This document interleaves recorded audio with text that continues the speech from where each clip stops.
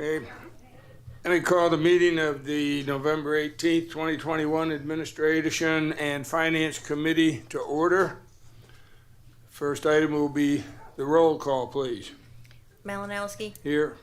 McBride, Here. Joe Walker, Overture Walker, Present. Mackey. Here. We have a quorum. The next item, number 2, approval of the minutes from October 26, 2021. So move. Got a motion Second. and a second. Any discussion?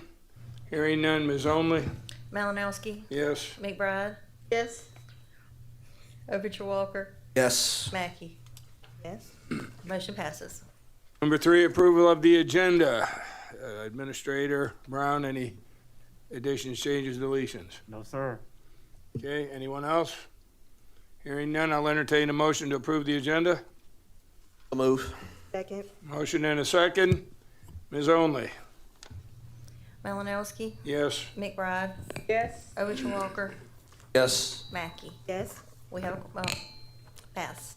Okay, item number 4A, Department of Public Works Solid Waste and Recycling Division Residential Curbside Collection Services for Area 3, the contract award recommendation. Administrator Brown. Yes, sir. Chair Malinowski, members of the committee and county council that are present. On page 15 of the document in your packet, you will see staff's recommendation, and it says that the recommendation is to award the contract for residential curbside solid waste collection services in Area 3, which is bound to the north by the Fairfield County line,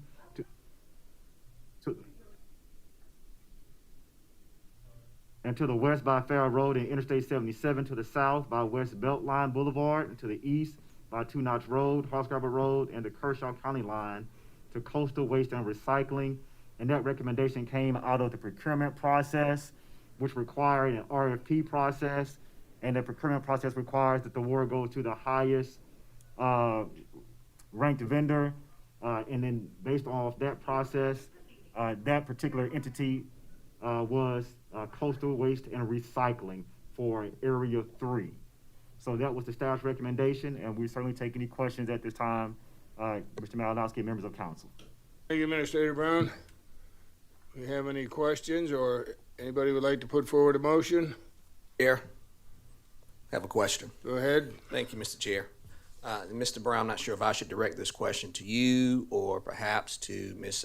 Wadishkin, but just so I'm clear, the current contract is for $4.1 million. Is that the current contract that the county has with, I guess, the current vendor? And I'll have solid waste also come down, Public Works, come down so we can get these questions answered. I see the numbers in my materials. I'm just Sure, trying to yes, make sir. some sense of them, that's Understood. all. So I'm not trying to put anyone on the I spot. understand. Yes, sir. Hi, good evening. Jennifer Ladishkin, Procurement Manager. Good evening to you, Director. The Area 3 is 4.3 million. It's 4.3 million, so that's that would be the, I guess, the amount of the new contract, Director Wadishkin? That, I believe, is the existing contract amount. Existing contract. Yes. Okay, and I guess I'm asking because in my materials it reads the fee will rise from 4.1 million to 4.3 million. So to me, the way I read it, it reads as if the current contract is 4.1, and under the new contract it would be 4.3.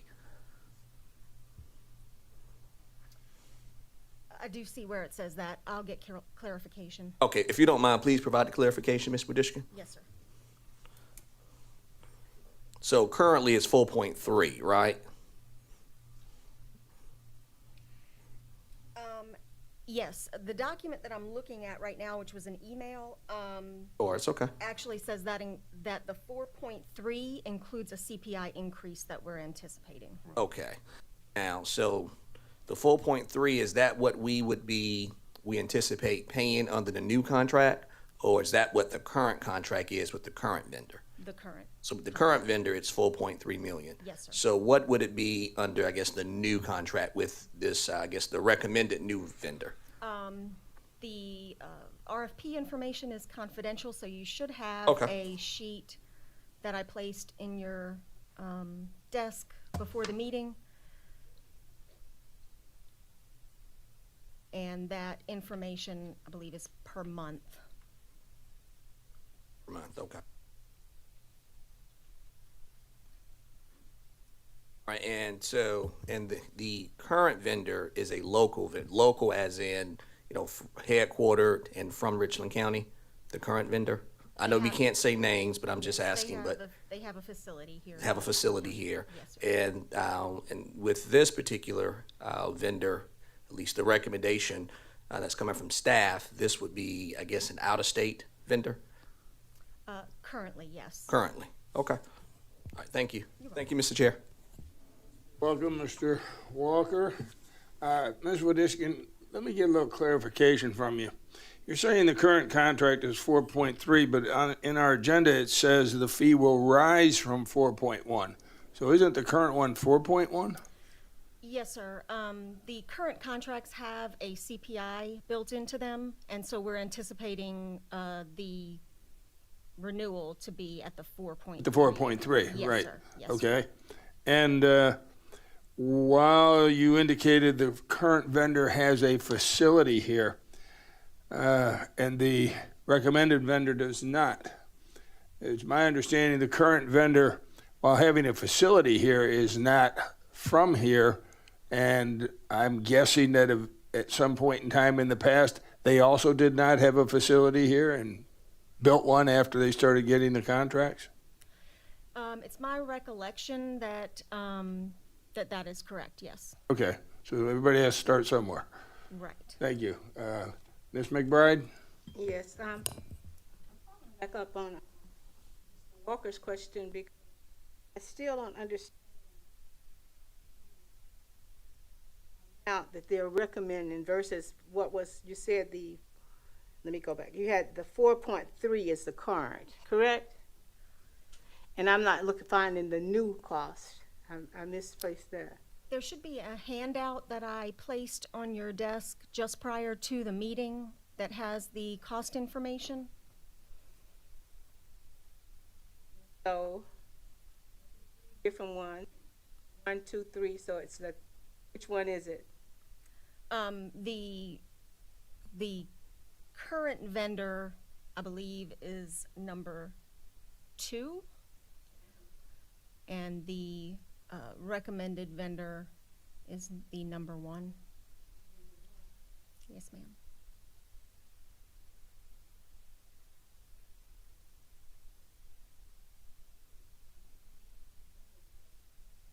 How long is this contract for? The I didn't see it here. contract is for 3 years with up to 2 one-year renewals. Now, with the current, with the recommendation from staff, does that include the CPI with that cost? The recommendation from staff would be for the proposed pricing that was included in the RFP. So with that, the amounts that I'm seeing now, which is hard since we can't say them, does that include the additional CPI? Yes, ma'am.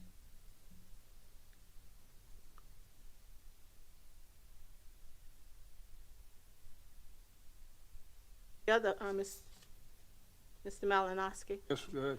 I don't know whether anyone can answer this question, but if we change contractors, what happens to the employees that are currently working under the contractor that we have? I may be able to provide some information there. The existing contracts request that the incumbent, the awarded vendor works with the incumbent vendor regarding employees and equipment. So is a possibility that the current employees that are residing in Richland County may not find employment with the other company, new company? That it is possible that they would not, yes. Mr. Chair, Sir, Mr. Overture Walker? Director Wadishkin, just final question about this CPI of 5.3%. That's not a hard number, is it? That's just an estimate, or you all are just kind of anticipating that the costs could increase, I guess by I guess it could increase based on a CPI of 5.3%, but that's not a hard number, is it? That's correct. All right, thank you. Yes.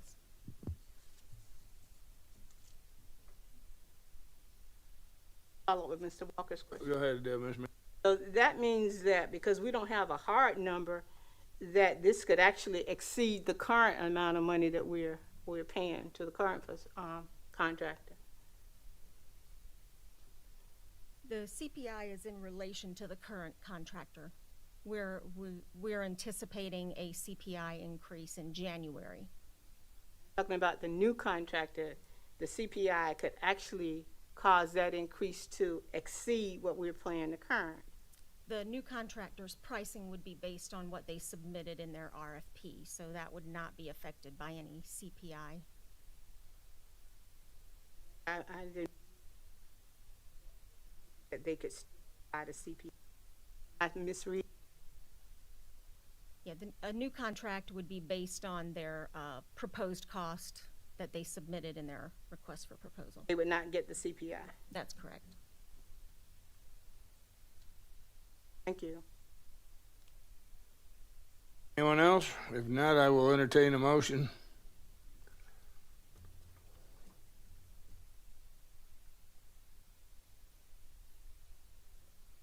Hearing no motions, if you would like to, we can always send it forward to council with no recommendation also. Chair, Here, Mr. Walker? I would move that we, not accept the recommendation from staff. Okay, I've got a motion to not accept, or it would be the same thing as to deny staff's recommendation. Correct. Okay, did I hear a second? Second, Mr. Chair. All right, I've got a motion and a second to deny staff's recommendation. Any additional discussion? Hearing none. Ms. Only? Malinowski, No. McBride, Yes. Overshaw-Walker, Yes. Mackey. Yes. Motion passes. That'll go forward to council as an in favor to deny it.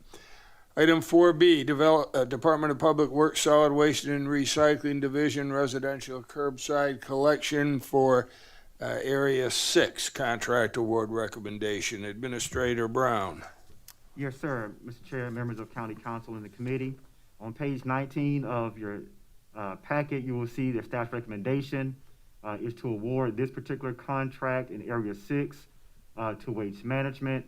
Area 6 is Lower Richland in Lower Richland County, bound to the west by Interstate 77, to the north by Leesburg Road, and to the south by Garner's Ferry Road, and east by the Wateree River.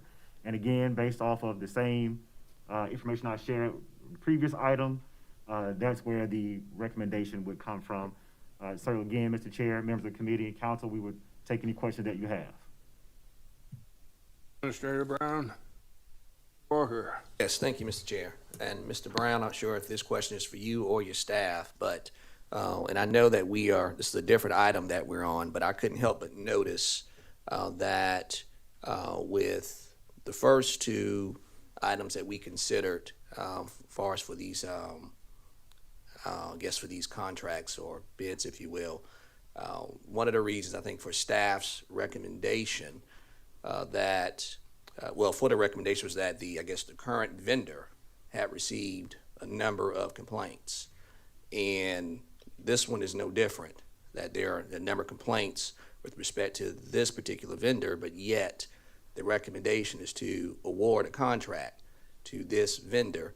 And there's even language, I'm reading where this vendor was placed on an improvement plan of some sort. So maybe you or your staff could help me understand why this recommendation when with the the other two items that we considered, there were complaints as well. And those complaints prompted staff to go as far as to recommend a different vendor to service those areas. Whereas with this particular contract, they are recommending that the vendor have the contract extended and there's even a service improvement plan for them. So if someone can speak to that, I would appreciate it. Yes, sir, Jennifer Ladishkin. The recommendation from staff is based off of the, I'm sorry, can you hear me okay? Yes, ma'am, I hear Okay.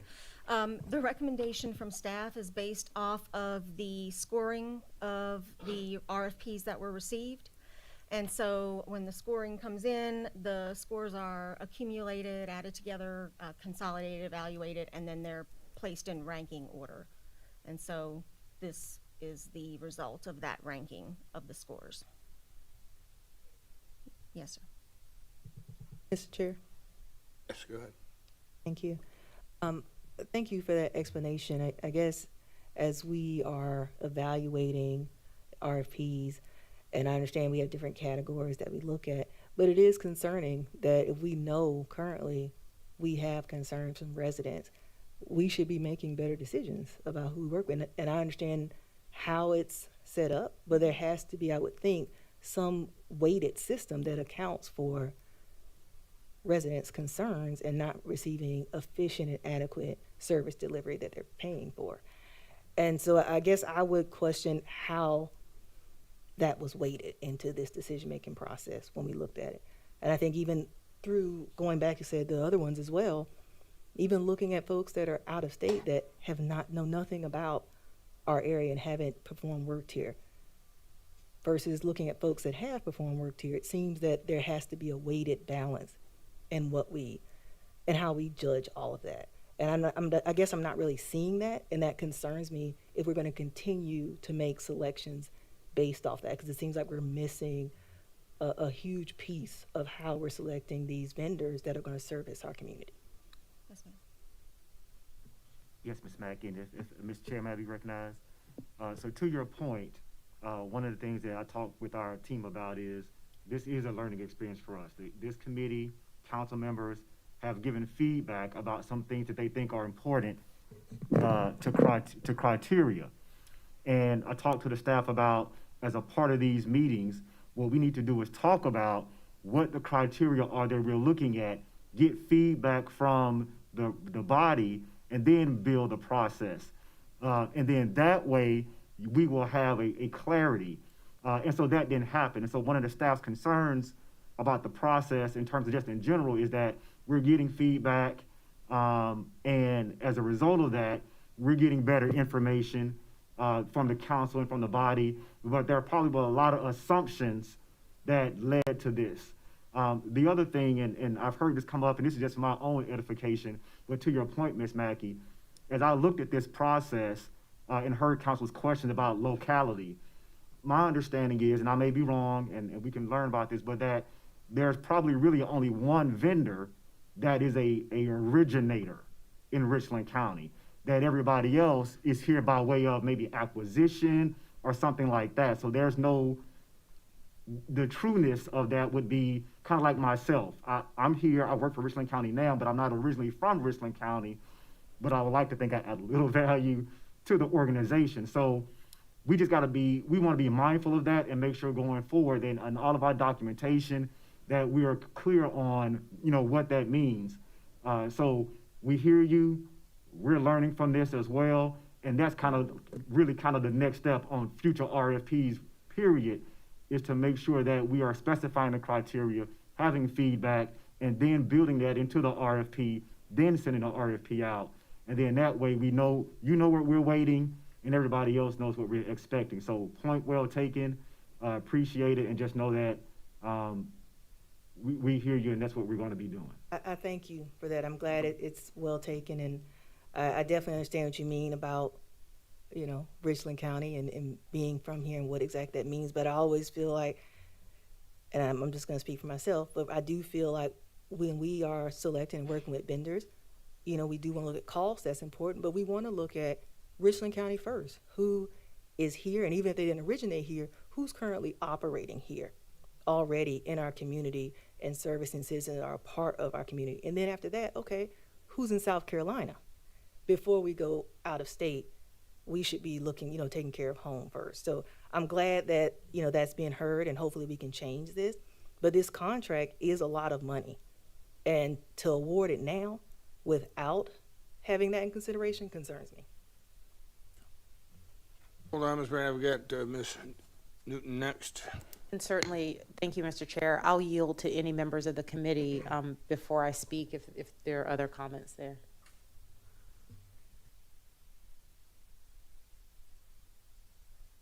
And then if not, I echo many of the concerns that we've heard here. So a few things. Number one is I represent the area that is currently served by District 6.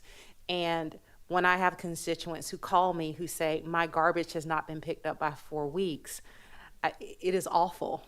And the level of service, you can look at the data, and the level of complaints is well outside of the standards and the parameters that we have set for service. So for me, it's hard for me to understand how the top ranked vendor can also be the same vendor who is currently not providing the level of service that we have set as a minimum baseline.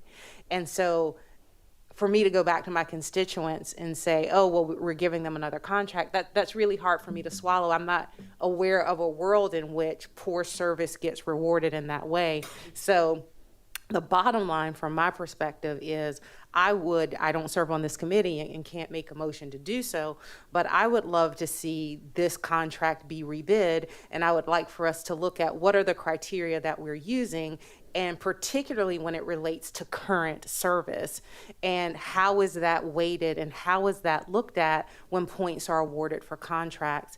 Additionally, and this is a concern that I've expressed with you, with procurement, and with Public Works, is I have concerns about what is the process that we use to evaluate current projects, because my current understanding is that there are complaints that we're receiving through the ombudsman and through other services, but then that there might be a different procurement complaint process that operates on another track, and that perhaps even though we have all these complaints on this one side, that hasn't translated into that specific procurement process. And that concerns me because the level of service has been so poor that you would think automatically that it had triggered that review of contracts. So I'm not concerned just for this contract, but I'm concerned for across the plethora of contracts that we have at Richland County, that I want to ensure that any problems that we're having with any of our contracts is being reported to procurement, managed with procurement, so when these things come to us again, that we know. So I appreciate all of the conversation that's been had here. I don't serve on this committee and can't make a recommendation, but what, again, I would love to see is us have an opportunity to make sure that the criteria that we're using take into account service, because our constituents are paying for these services that they are clearly not receiving. And I feel that we should take a different step to ensure that they get the service that they deserve. So thank you. Thank you, Ms. Newton. Ms. Barron? Thank you, Mr. Chair. I'd like to go back to Ms. Mackey's point and just really encourage staff to look at how we award contracts. Mr. Brown, you made a statement that there's perhaps not a particular vendor that we're looking for that's here in Richland County. We should ask ourselves, is there not one in Richland County that qualifies to meet that standard? And if they do not qualify, then what is it that we can do to get them up to the level of qualification, whether it's a protege program? And it just seems like to me that I know I would have a better sense of comfort if we had an out-of-state vendor who partnered or married up with a local vendor who's been here for years that just needs some additional resources to get the job done. I would feel comfortable with that. And so I'd like to encourage procurement as well as our OBO, our business office. Let's get together and have some conversations about how we are awarding contracts and what OBO can do from their perspective and their bird's eye view to make sure that the businesses that they're working with, that they have what they need to be able to bid on these contracts. And because I just find it hard to believe that there's not a vendor out there. There is one out there. Perhaps they just need additional opportunities, whether it's partnering up. So I just wanted us to really stretch forward with making sure that the local businesses here in Richland County are vested. They're here vested, but let's make sure that we're giving them the resources that they need so that they can bid on these contracts. Thank you. Hey, Ms. Barron, any other comments? Ms. McBride? Just the last one, I want to reiterate the issue that I've talked about for several years in terms of the evaluation process and the evaluators, and having a blind process in terms of evaluating the contracts. And spoken with, and I know that you are in the process of looking at the procurement procedures. So that is something that I would strongly support, that we look at the overall process. Evaluation. Thank you, Ms. McBride. Anyone else? If there's no additional conversation, I will entertain a motion. Mr. Chair? Maggie? Yes, I'd like to make a motion that we deny this request and rebid. Second. Motion and a second to deny the request and rebid it. Ms. Newton? Thank you. In the event that happens, one of the things from a timing perspective that means is that it would be close to the end of the current contract, and it may also require a short-term extension of the contract that we have with the current vendor. So I don't know if that's something that would need to be part of this motion or something that could be taken up with council, but I do think that our staff could address that if needed, that might be necessary. Thank you. I would say, since this has to go to council for their approval, at that point, that could be brought in, and the council then can make that addition to a final motion if they so decide that's what they'd like to do. Okay? If there's no additional discussion, we've got a motion to deny this particular staff recommendation and rebid. Ms. Only? Malinowski, Yes? McBride, Yes. Overture Walker, Yes. Mackey. Yes. Motion passes. Thank you. Item number 4C, Emergency Services Department, EMS Supplies. Now, there was an amended portion that came out for this one. I hope everyone received it. It corrected a name that was erroneously put in our original agenda. And it also, we also received a separate email that showed us what a lot of the, I guess what all of the supplies were that were being procured. And due to the length of it and the sizing, it really couldn't be put on this particular paper. But the correction for everyone's benefit is on page 31. And on page 31, under the additional fiscal budgetary matters to consider, the last line, it says, and Nashville Medical for $926. Nashville Medical is in error. The name should be what you see on page 33, the third one down, Henry Schein, and the amount should be 137,080.77. So that's the amended portion. Administrator Brown? Thank you for that, Chair Malinowski. Staff's recommendation is to allow Emergency Medical Services Department to procure these items. It is before you as a body because of the amount, the administrator's threshold for purchasing items caps out at 100,000. So we're asking the committee for approval so that staff can move forward with the purchase of these medical equipment items for EMS. You heard the administrator's report. Any comments or a motion? Move for Approved, approval. Mr. Chair. Yeah, move for approval and a second, then whoever did the other approval will take that as a second. Any additional discussion? Hearing none, Ms. Only? Malinowski, Yes. McBride, Yes. Overture Walker, Mackey. Yes. Motion passes.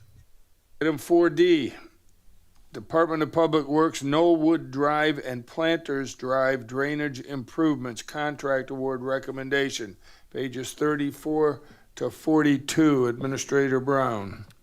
Thank you, sir. If you turn your attention to page 35 of your packet, I'll give you a little background information, and then if you have detailed questions, I'll certainly ask Ms. Anethea Williams with Stormwater to come up and address the body. I'm at the second paragraph. A request for bid was advertised by procurement on September 23rd, 2021, and closed on October 25th, 2021. There were 5 contractors that responded. The submittals were reviewed, and the engineers from Land Plan Group South. The recommendation is to award to contractor Cherokee Construction, who is the lowest responsible bidder for deemed most advantageous to the county.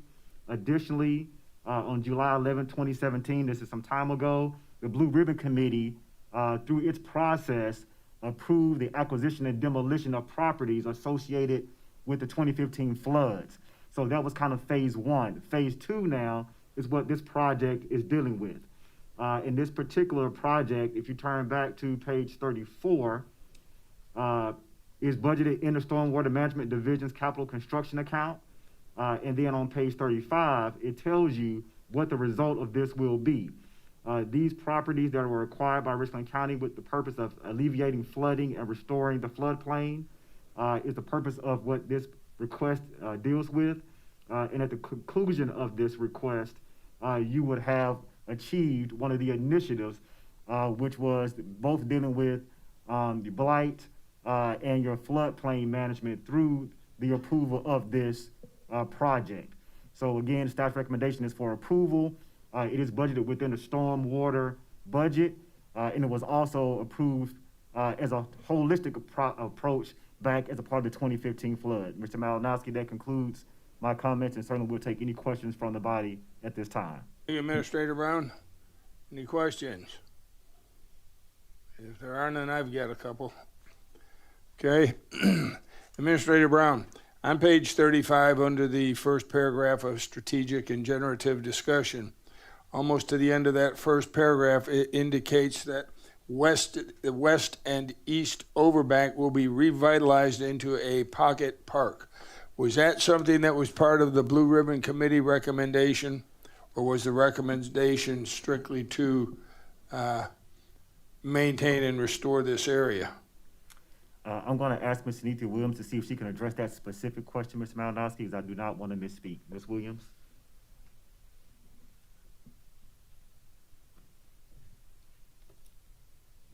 Good evening, Sanethia Williams, Stormwater Manager. The Blue Ribbon Committee, the Blue Ribbon Committee originally approved just the demolition and the removal of the properties out of it. Part of that was that we would continue to work with the neighborhood to come up with a solution to alleviate flooding that would also fit in with the aesthetics of it. So we didn't at the time know exactly what the project plan would look like, but we knew that we were continue to work with the neighborhood to come up with something that they liked and that would also help with alleviating flooding. That would be an allowable cost under all of our reimbursements from the federal government for this storm matter? Correct, because even though it's called a pocket park, it doesn't have any structures. It's more just kind of having a place for the water to spread out, settle, and then go back into the ditch that will also be restoring as it goes to drain out. So it won't be any structures in there, no buildings, anything like that. Okay, and it says that this alternative that's being recommended does not lower the base flood elevations or restore the floodplain. Why would we not do that? Because houses aren't going to go there again? Oh, that's down second paragraph above the bottom one. That was if you didn't approve. Right. What's that? That was if you did not approve this request.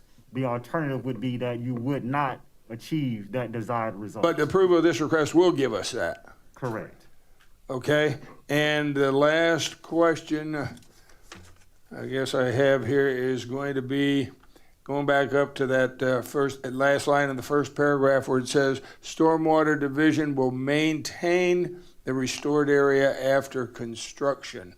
What type of annual cost is that going to be, and has this been run by our, property people?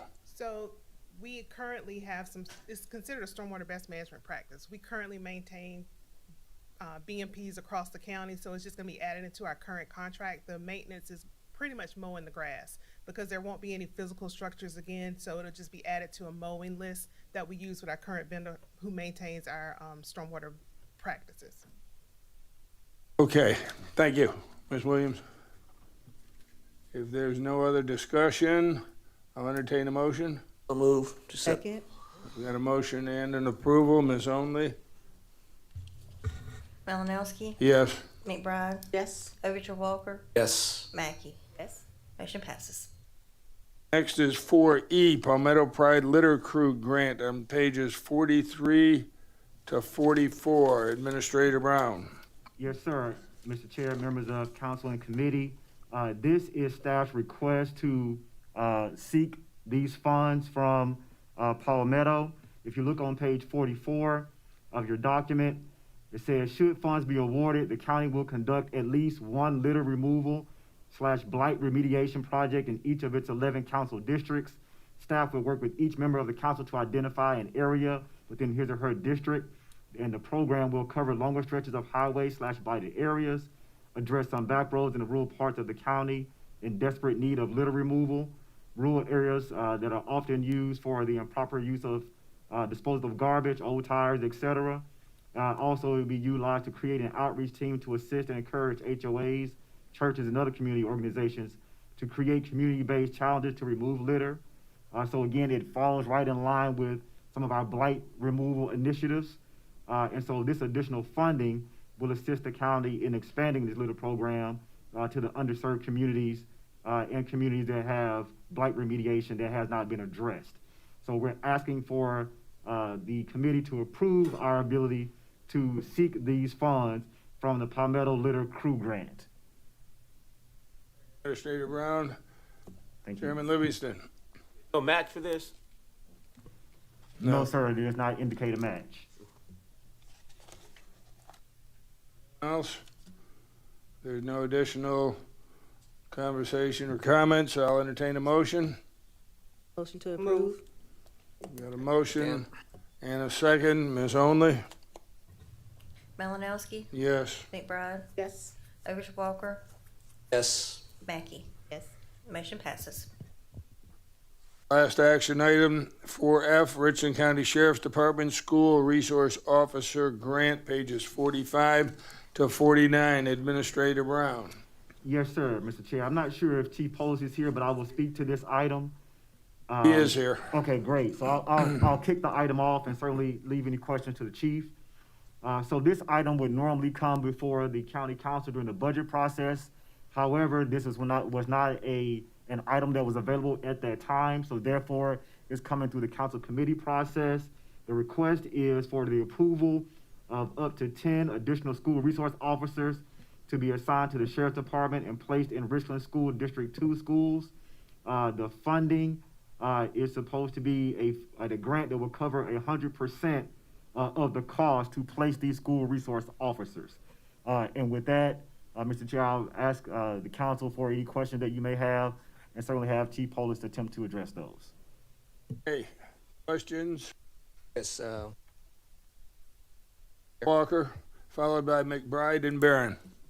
My question, I guess I'm going to direct it to Chief Paulus. Chief, this grant is good for how long? Good evening. Thank you for having us. As I understand it, this grant will be funded at least through the first full year from the state. So after that year passes, then it would be incumbent upon Richland County to then provide the funding for these 10 SRO positions going forward? It would be incumbent upon Richland County in addition to Richland School District 2. And so if I understand correctly, is there an outstanding balance or that's owed to Richland County regarding, I think, an MOU or something from the previous school year regarding the SRO program? Yes. Back in FY 19 and 20, actually in FY 2021, Our MOU that we drafted to be signed by Richland School District 2 and the county was for $1.124,012.22 million, which was approximately a 6% increase over school year 19 and 20. There seems to be a difference of opinion between the sheriff's department and the school district about whether or not the school district owes approximately $67,000 in the difference between school year 19 and 20 and school year 20 and 21. So why is there a difference of opinion? Well, the 6% increase represents the salary increases for the officers that are assigned to those specific schools. The school district is of the opinion that because they paid their full bill in 19 and 20, when we had a period of time where there were no SROs or no anybody else in school, they felt they were owed a credit or some kind of rebate for paying their full bill in FY19 and FY20. So when we passed the 6% increase on due to their salaries, there was some dispute back and forth about whether or not that increase was just in the middle of a pandemic. Did the SROs continue to provide the service during the pandemic? Yes, sir. We did have SROs working during the pandemic. So in essence, if we were to approve this, Richland County would take on the responsibility of funding an additional 10 SRO positions while at the same time not having been fully compensated or reimbursed rather from another MOU where the sheriff's department says there's an outstanding balance of $71,000 that's gone unpaid. Is that correct? The exact amount, sir, is $67,056.58. Thank you, Chief Paulus. Thank you, Mr. Chair. Hey, Mr. Walker, I've got Ms. McBride next. Mr. Brown, Mr. Chair, may I address Mr. Brown? Okay, Mr. Brown, in the past, I remember that if we take on, if the sheriff department takes on additional staff, then they cannot reduce that staff. Does this apply to the SROs that they're now requesting? I hate to seem like I'm deflecting, but I'm going to ask legal because that seems to be a legal question for me. Fine, thank you. You able to answer that, Mr. Wright? I'd have to research that because I'm not sure what the correct answer to that is. I've heard that mentioned before that the council is unable to remove sheriff personnel from the sheriff. I've heard that. I'm not sure if it applies to grants personnel or not, Ms. McBride. So that's the nuance I think we would need to vet that's out. what I'm trying to verify. Yes, ma'am. Okay. The next question is, I think you said the grant was for 4 years? We actually don't know the definitive end date, but these will be funded at 100% as long as the state continues to provide the proviso in appropriations. So we know it's for at least 1 year, but it could be much longer. We just don't have a definitive end date as far as how long the state appropriations will be available for these up to 10. And again, we don't have a guarantee that it's going to be 10, but it could be up to 10. So this is an annual renewal grant? It would be, yes. Okay. So that's the same thing applies, Mr. Brown, to determine how much money the council would have to obligate for this type of program for the additional funds. The last thing is, are you aware, does School District 2 have funds that they could appropriate for the school officers, or does it have to come through the county? So I'm sort of talking to Mr. Brown and you. So our recommendation would be that if council elects to, because listen, we want these kids to have SROs. If council were to take these on, our request would be that School District 2 fund 100% of those up to 10 positions beyond the extension of whatever the state provides in proviso. That would be our ask, that there would be no cost for these specific 10 moving beyond what the state provides, that the SRO, as part of the MOU agreement, they would pick up the entire cost of those additional 10. And my only concern is that once the sheriff's office, based on the ordinance, reaches a certain a number of employees, then they have to maintain that level, and that sort of concerns me in terms of cost. we'll definitely look at that, and we'll follow up with this committee and council as appropriate to find that detailed answer that you're asking for, Ms. McBride. Yes, ma'am. Okay, we got Ms. Barron, then Mr. Livingston, Thank you, Mr. and then Chair. Ms. Mackey. Chief, so I'm just going to start where Ms. McBride left off. So we've not spoken to Richland 2 and gotten a commitment as a partner in this grant. We have spoken to Richland School District 2 several times. We have not gotten a commitment for the 100% beyond what the state provides as of yet. Okay, that is a concern. That is a concern because whereas we are going out here getting additional officers to provide safety for their children, it would appear that there would be some type of financial buy-in and commitment at the beginning of this grant process. And my next question would be, I know that this grant is specifically for Richland 2. Can you tell me how you selected Richland 2 over Richland 1, or why is there not a combination of the two districts? You know, the truth of the matter is there's a couple of school districts in Richland County, so I'm just, you know, I'm a parent of Richland 2, so thank you. I appreciate you. But I do want to be fair that, you know, this is Richland County, so how did we come up with Richland 2? As I understand it, that it has to be for Richland School District 2 because these SROs have to go in schools that don't have SROs already. They can already have an existing SRO in the school, so that's how District 2 came to be selected as the district. Okay, so Clarification, they have no SROs in their district? No. There are schools in School District 2 that don't have SROs. Oh, okay. That this grant can't go to a school that already has SROs in the school. So with that, you're saying that Richland 2 is the only district that does not have or had schools that need SROs? As I understand it, yes. Chief, could is there a button, turn that up? Some folks are saying they can't hear you. Okay. As I understand, the button's on, sir. Yeah, but can somebody give them more volume? Try that. Okay. Can you hear me now? As I understand it, yes, ma'am, that is correct. Okay, and I just wanted us to be clear because I never want, you know, another school district to say, hey, how'd you choose? You chose Richland 2 and not Richland 1 or Richland Lex 5, you know, so that we can go on the record to say that Richland 2 is in need of these SROs to provide safety to our students. Yes, ma'am. Richland 1 is fully staffed. Thank you. And what about Richland 5? I believe Richland 5 is also fully staffed. Okay. All right, I now have Mr. Livingston and Ms. Mackey. Mr. Polis, are we required to pick up the positions after the grant if we receive the grant?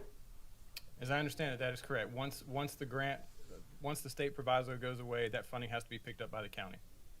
Or what our recommendation would be for the school district to pick up the 100% of those costs for those positions. Does the grant include the cost for any kind of equipment, cars, radios, cameras, whatever officers might use? It includes personnel and equipment. Personnel and equipment? Yes, sir. That would include cars if they need them? Yes, it's all equipment. And is there a deadline for the application? So it's my understanding that the state will notify the Sheriff's Department by January 1st of 2022 whether or not that we've been awarded what or how many we've been awarded, and we have to have SROs in the school by March 31st of 2022. One last question. Do we know the total cost, including equipment and salaries or whatever, for the officers, so we have an idea of what that budget amount might be? Let me see if I've got that number in front I of me. didn't see that.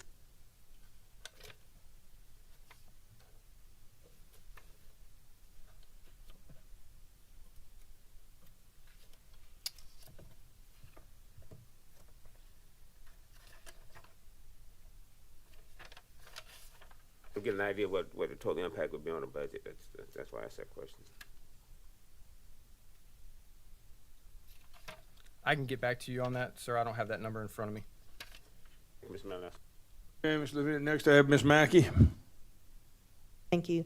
My question was answered by Mr. Livingston regarding the deadline in order to make a decision. But just additional comment is, I just do have some concerns, even if there is a commitment. I do have concerns about the fact that there is still this open disagreement about the money owed, the $67,000 in relation to salary increase, because that is something that we do for Richland County employees. They get a salary increase, and I think anyone that we go into a MOU with should understand that they want the same thing for their employees in their district. That's how we want to treat our employees.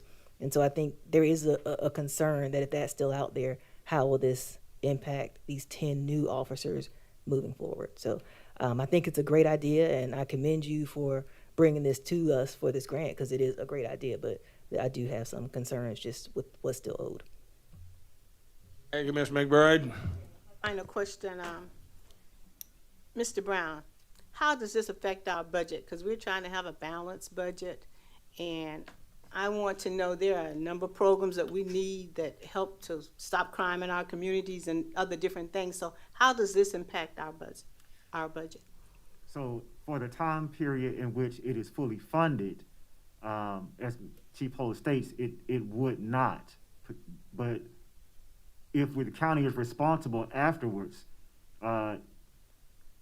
it would be, I don't want to say significant, but it certainly would be a financial impact. But you're talking about 10 salaries plus, going forward, that would have that would automatically increase personnel by 10, which means that any other new hires that we would anticipate adding to the budget potentially would not be considered, because you've already added 10 just right off the bat. So that would be one example of what could be a direct impact if funding was not available.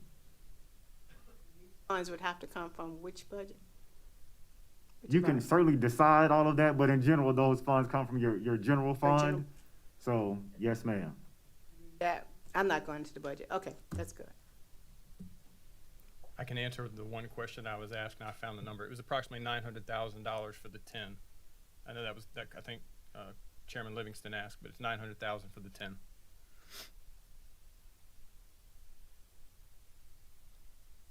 Hey, thank you, Chief Polish. I've got one question, and that is there an MOU that is being or has been drafted so far? So I will tell you that in 21-22, School District 2 very willingly signed the new MOU for $1.124 million, which was what we had passed on to them in school year 2021 as well.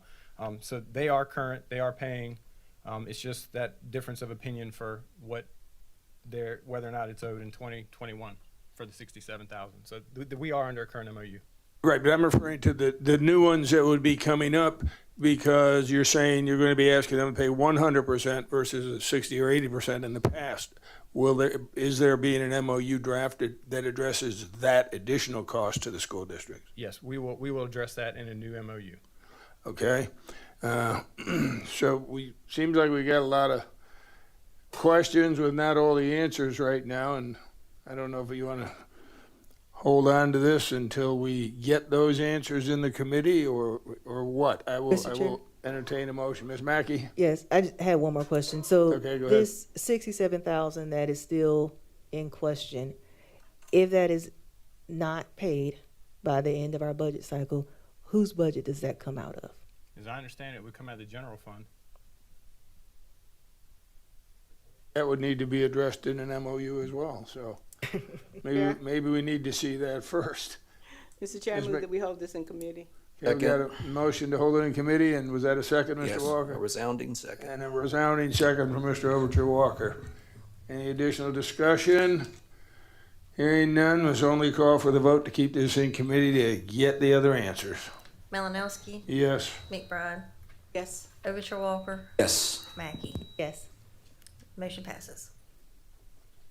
Thank you. I have item 5, which is an item pending analysis, no action required. If you would be so inclined, you don't have to do it now, but you can, to turn to the last page here. It's on page 48 and 49 of our agenda. Ms. McBride has mentioned before that what's been given to us in that abbreviated form of her motion on page 5 is not the entire motion.